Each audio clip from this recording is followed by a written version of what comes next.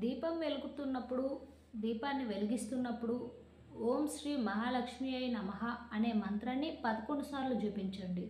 దీనివల్ల దీపం శక్తి మరింత ప్రభావవంతంగా మారుతుంది.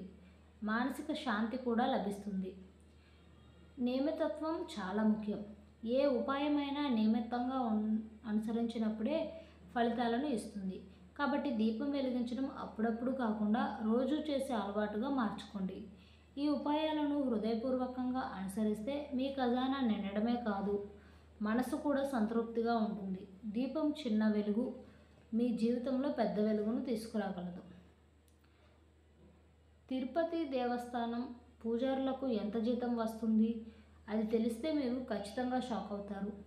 బాలాజీ లేదా శ్రీ వెంకటేశ్వర స్వామి ఆలయం ముందు హిందూ పురాణాల్లో అత్యంత ముఖ్యమైన ప్రదేశాల్లో ఒకటి. భక్తులు తమ కోరికలు నెరవేరాలని ఇక్కడ ప్రార్థిస్తారు. మరియు వారి కోరికలు నెరవేరిన తర్వాత ఆలయ హుండీకి విరాళంగా ఇవ్వడం సాధారణ ఆచారం. ఈ విధంగా లక్షలాది మంది భక్తులు తమ విరాళాలను సమర్పించడానికి ఇక్కడి ఆలయానికి తరలి వస్తారు.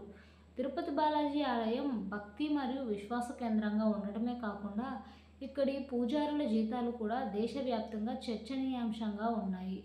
ఎందుకంటే ఇక్కడ పూజారుల జీతాలు ప్రభుత్వ లేదా కార్పొరేట్ రంగ ఉద్యోగుల కంటే ఎక్కువగా ఉంటాయి. జీతం ఎంత ఉందో తెలిస్తే ఖచ్చితంగా షాక్ అవ్వడమే. ఇంకా తిరుపతి ఆలయాన్ని తిరుమల తిరుపతి దేవస్థానం టీటీడీ అని నిర్వహిస్తుంది.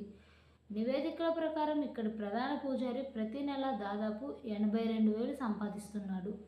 వారికి జీతం లభిస్తుంది. సీనియర్ పూజారులకు నెలకు ₹1,00,000 వరకు జీతం చెల్లిస్తున్నారు. అదనంగా జూనియర్ పూజారులు ఉన్నారు. వారికి ₹30,000